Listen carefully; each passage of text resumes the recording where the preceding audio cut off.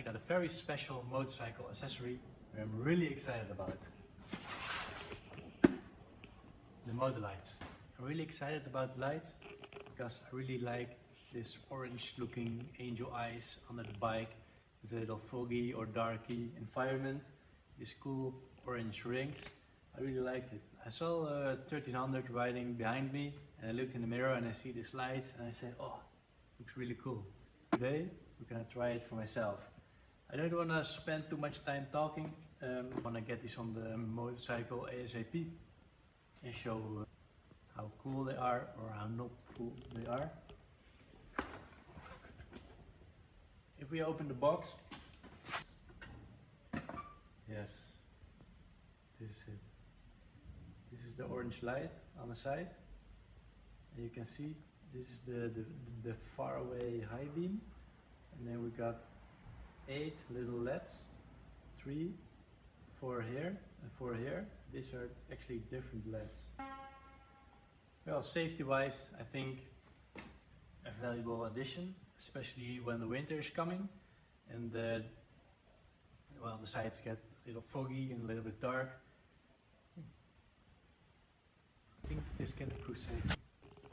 We've talked enough. Let's clean the bike and get the saddle off, get some fairing off. This is the fairing of the gasoline tank. I need to get it off, put the wires there. I installed the MotoCan under the seat because that is where you need to install it. This is the diagram. You can see the MotoCam here and how you have to install the lights.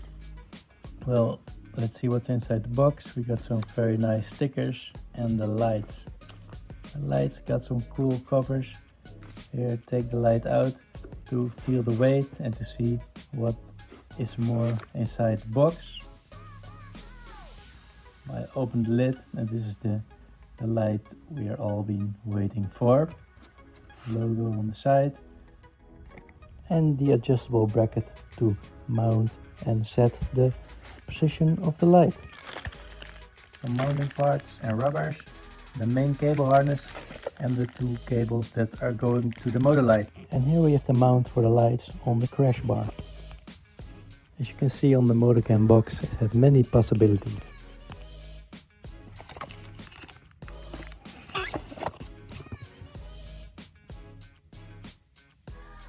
As the diagram shows, these ones go to the battery, these ones to the motorcycle, and then these colored ones for attachments like the MotoLights. First I have to take off the pannier racks because I want to take off the whole saddle plate and the rear rack.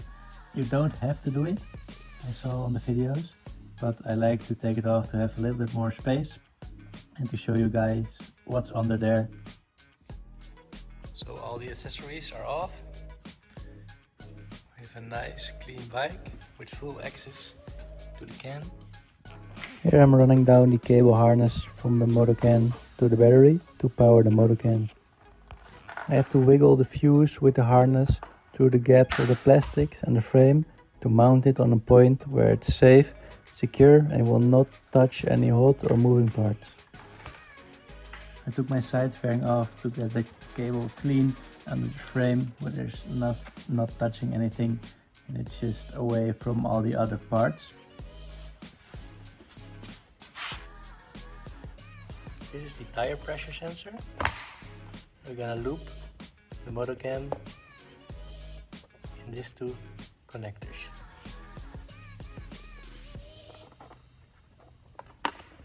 This is the MotoCam.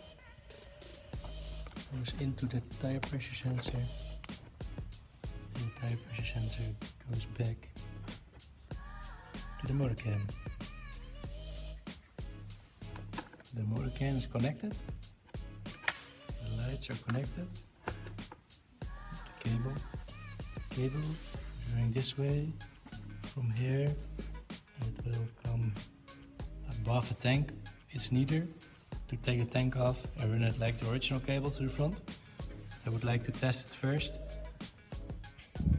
when it goes this way and see how it will go. And now we can build it back.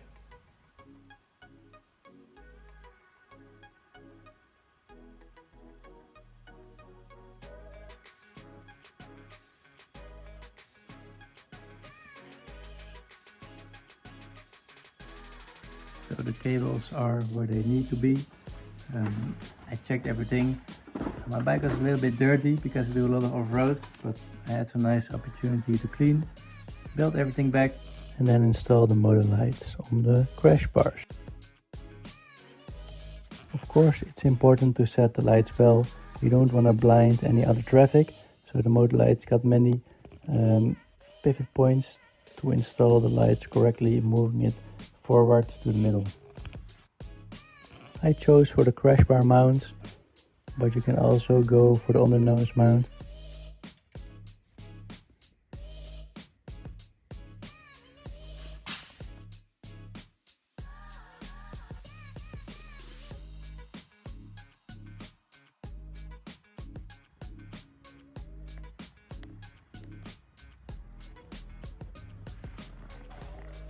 And then we're gonna test how the MotoLight works. We start with putting the MotoCan to my computer, and from there we will see how it works.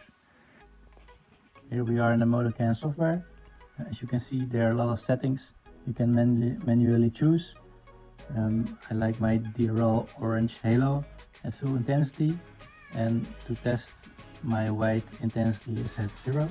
When connected to the software, you have to search the CAN bus for the MotoLights. They have a unique serial number, and after this the MotoLights will actually turn on. It's actually very bright. The rings are cool, and now I'm testing some features of the settings.